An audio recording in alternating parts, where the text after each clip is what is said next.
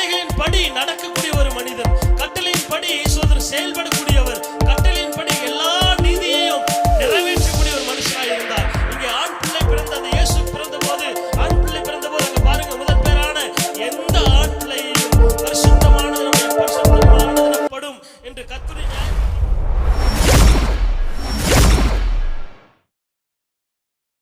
சோத்திரம் வாசிக்கலாம். லேவியராகமம் 12ஆம் அதிகாரம் 6ஆம் வசனத்தில் 8ஆம் வசனம். இது மோசேயினால் நியமிக்கப்பட்ட நியாயப்பிரமாணம்.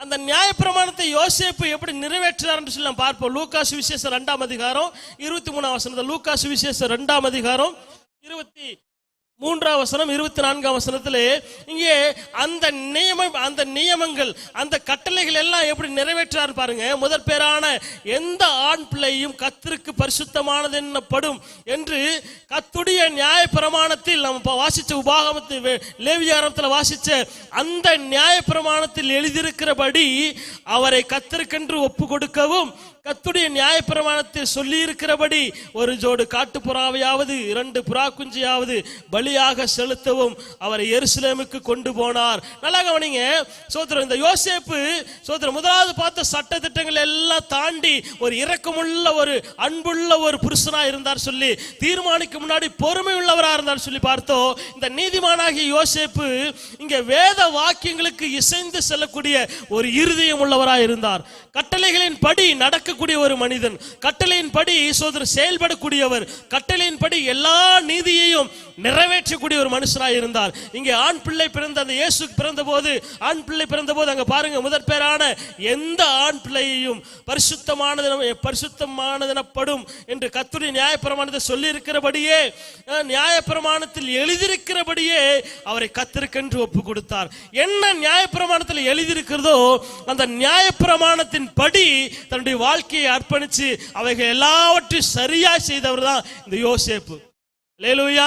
ஒரு வார்த்தை கூட மீறல, ஒரு கட்டளைகளை கூட மீறவே இல்லை. என்ன எழுதியிருக்குதோ அந்த வார்த்தையின்படியே செய்யக்கூடிய இருதயம் உள்ளவர் தான் இந்த தேவ திட்டத்திற்காக நியமிக்கப்பட்ட நீதிமானாகிய யோசேப்பு. அல்லேலூயா. இன்னைக்கு கர்த்தருடைய ரத்தத்தினாலே கழுவப்பட்ட நீதிமான்களாகிய நீங்களும் நானும் கர்த்தருடைய வார்த்தையை இந்த அளவுக்கு நாம் நிறைவேற்றுறோம், கர்த்தருடைய வார்த்தையை நாம் எந்த அளவுக்கு சோத்திரம் கடைபிடிக்கிறோம், கர்த்தருடைய வார்த்தையை எந்த அளவுக்கு நாம் நிறைவேற்றி முடித்து அந்த வார்த்தையின்படி நடக்கிறோம் அப்படின்னு சொல்லி பார்த்தா யோசேப்புக்கு நமக்கு சம்பந்தம் வச்சா நாம ஒரு பாயிண்ட் கூட யோசேப்போடு நெருங்க மாட்டோம். அல்லேலூயா. யோசிச்சு பாருங்களேன் சோத்திரம், அங்க யோசேப்பு கர்த்தர் சொன்ன மோசே சொன்ன அந்த நியமங்கள் எல்லாம் படி அங்க வேத வாக்கியங்களுக்கு இசைந்து தன்னுடைய வாழ்க்கையை சரியாய் அமைத்து கொண்டார். சரியானபடி என்ன பண்றார், பலி செலுத்துறார்.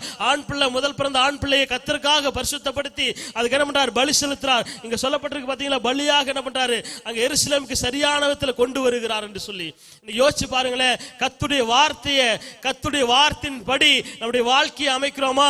கர்த்தருடைய வார்த்தை சொல்லும், என்ன சொல்லும், 10 கட்டளைகள் ஒரு கட்டளை சொல்லப்பட்டிருக்குது, பொய் சொல்லாதிருப்பாயாக அப்படி சொல்லி ஒரு கட்டளை சொல்லி இருக்கும். அந்த கட்டளை இன்னைக்கு யாரெல்லாம் நாம மதிக்கிறோம், யாரெல்லாம் மீறி நடக்காம இருக்கிறோம் அப்படின்னா எல்லாருடைய வாயிலிருந்து பொய் வர ஆரம்பிக்கும். அல்லேலூயா. சோத்திரம். இன்னைக்கு பாருங்க, அதே போல சோத்திரம் எத்தனையோ வசனங்கள் நியமங்கள் சொல்லப்பட்டிருக்கிறது. எல்லா வார்த்தையின்படி நம்ம நடக்கிறோமா அப்படின்னா சில வார்த்தைகளை நம்ம மீறி தான் நடக்க ஆரம்பிக்கிறோம். வேதத்தின் படி நம்ம வாழ்க்கையை அமைக்கிறதே கிடையாது, வேதத்தின் படி நம்ம வாழ்க்கை வாழ்றதே கிடையாது, வேதத்தை மீறி நடக்கக்கூடிய வாழ்க்கை தான் வாழ்ந்துட்டு இருக்கோம். யோசிச்சு பாருங்களேன், தானியேல் புத்தகத்துல 3ஆம் அதிகாரம் 18ஆம் வசனத்துல 3:18 சாத்ராக் மேஷாக் ஆபேத்நேகோ குறித்து பார்க்கும்போது சோதரர் அங்க வாசிங்களேன், 3:18 வாசிங்க. அங்க அவருடைய கட்டளைகளை பாருங்க, வாசிங்க பாருங்க. இதுக்கு மேல சொல்லப்பட்டிருக்கும், என் தேவன் விடுவிக்க வல்லமை உள்ளவர், ஆனால் விடுவிக்காமல் போனாலும் நாங்கள் உம்முடைய தேவனுக்கு ஆராதனை செய்வதும் இல்லை, நீ நிறுத்தின பொற்சிலையை பணிந்து கொள்வதும் இல்லை என்று சொல்லி அங்க என்ன பண்றாங்க, தைரியமா ராஜாவுக்கு முன்னாடி நிக்கிறாங்க. ஏன்னா அவங்களுக்கு ஒரு கட்டளை உண்டு, பிரதேசத்துல நிறுத்தின பொற்சிலையை போய் வணங்கணும் அப்படி சொல்லும் போது அங்க சொல்றாங்க, சோதர சாத்ராக் மேஷாக் ஆபேத்நேகோ அவங்களுக்கு 7 மடங்கு அக்னி இருக்குன்றது தெரியும், 7 மடங்கு அக்னி சூளையில தூக்கி போடுவாங்கன்றது தெரியும். அதெல்லாம் தெரிஞ்சும் கூட அவங்களுக்கு ஒரு தீர்மானம், சோத்திரம், கர்த்தருடைய கட்டளைகளை மீறி நடக்க கூடாது. கர்த்தருடைய கட்டளை என்னது, 3ஆம் கட்டளை 2ஆம் கட்டளை சொல்லப்பட்டிருக்கிறது. சோத்திரம், உனக்கு சொர்பத்தை ஆகிலும் விக்கிரகத்திலே ஆகிலும் செய்யவும் கூடாது, வணங்கவும் கூடாது சொல்லி அல்லேலூயா. அந்த கட்டளையை என்ன பண்ணக்கூடாது, மீறி நடக்கவே கூடாதுன்னு சொல்லி தைரியம் உள்ளவர்களாக இருந்தாங்க. இன்னைக்கு அந்த கட்டளையின்படி மீறி நடக்கவே இல்லை. அவங்களுக்கு மரணமே நேரிட ஆயத்தமா இருந்துச்சு. 7 மடங்கு அக்னி தயாரா இருந்துச்சு. ஆனா அந்த சூழ்நிலையிலும் கூட அவங்க என்ன பண்ணல, கட்டளையை மீறி நடக்கல. அல்லேலூயா.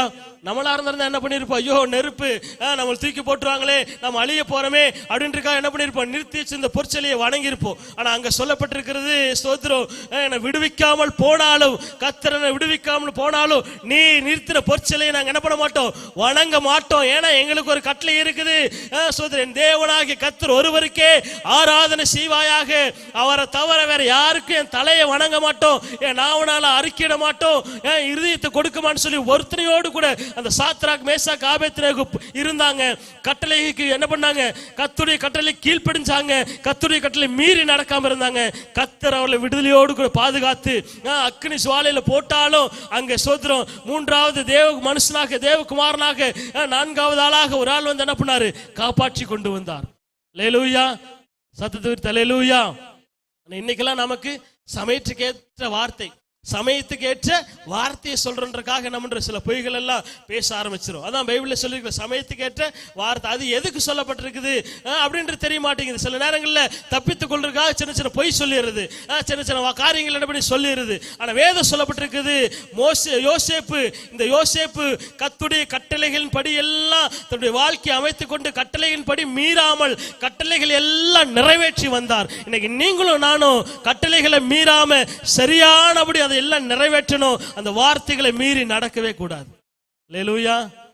அல்லேலூயா. சத்தத்தை அல்லேலூயா. எத்தனை பேர் இருக்கீங்க, இந்த வார்த்தையின்படி நான் வாழ போறேன், இந்த வார்த்தையின்படி வாழ்க்கை அமைச்சிருக்கிறேன், இந்த வார்த்தையின்படி நான் வாழ போறேன்னு சொல்லி அப்படி வாழும்போதுதான் நமக்கு ஆசீர்வாதம் உண்டாகும். தேவனுடைய கட்டளைகளை மீறி நடந்தா கர்த்தர் நம்மள என்ன பண்ணுவாரா, தேவனுடைய வார்த்தையை மறந்தா, வசனத்தை மறந்தா நான் உங்களை என்ன பண்ணிடுவேன், மறந்துடுவேன்னு சொல்றாரு. அல்லேலூயா. கர்த்தர் நம்மள மட்டும் இல்ல, உங்களுடைய பிள்ளைகளையும் என்ன பண்ணிடுவேன், மறந்துடுவேன்றார். ஆண்டுடைய வார்த்தையை மறந்தா. அல்லேலூயா. அப்ப ஆண்டுடைய வார்த்தையை ஒருபோது மீறி நடக்க கூடாது. நம்ம நீதிமான்களா இயேசுவின் இரத்தத்தினால கழுவப்பட்ட நீதிமான்கள் அப்படின்னா, யோசேப்பு எப்படி வேத வாக்கியங்கள் படி இசைந்து தன்னுடைய வாழ்க்கையை நடத்தி கொண்டு வந்தாரோ அதே போல நம்ம வாழ ஆரம்பிக்கும். சாத்ராக் மேசாக் ஆபேத்நேகோ போல கர்த்தருடைய கட்டளைகளை மீறாம தலைக்கே கத்தி வந்தாலும், அக்னி ஜுவாலையே நமக்கு வந்தாலும் அந்த கட்டளைகளை மீறாம இருந்தாங்க. அல்லேலூயா. அல்லேலூயா. அப்படி ஒரு தீர்மானம் இருந்தாதான் சோதரன் நீங்க உண்மையாக இயேசுவின் இரத்தத்தினால கழுவப்பட்ட நீதிமான்களாய் காண. தேவ தூதனுடைய சத்தத்துக்கு யோசேப்பு சரியான விதத்தில் என்ன பண்றாரு, கீழ்ப்படி ஆரம்பிக்கிறார். முதலாவது பாருங்க, ஃபர்ஸ்ட் ஒரு ஆபத்து இருந்துச்சு, நீ எகிப்துக்கு போன்னு சொல்லி. ஏன்னா இங்க இருந்தா இந்த குழந்தை என்ன பண்ணிடுவாங்க, கொன்றுவாங்க அப்படின்றதுக்காக எகிப்துக்கு போக ஆரம்பிக்கிறாரு. எகிப்துல தங்கி இருந்த போது ஏரோது இறந்து விட்டதாக தேவனுடைய தூதன் காணப்பட்டு திரும்ப எகிப்துல என்ன பண்ணி இஸ்ரேல் தேசத்துக்கு போன்னு சொல்லி. அல்லேலூயா. பாருங்க, தேவ திட்டத்தை, தேவ தரிசனத்தை நிறைவேற்ற கூடியவர்கள் தேவனுடைய ஆவியானுடைய ஆலோசனைக்கு, தேவ ஆவியானுடைய ஆலோசனைக்கு செவி கொடுப்பாங்க. தேவனுடைய ஆலோசனைக்கு செவி கொடுத்தா மட்டும்தான் அந்த தரிசனத்தை நிறைவேற்ற முடியும், அந்த ஆபத்துகள் இருந்து பாதுகாக்க முடியும்.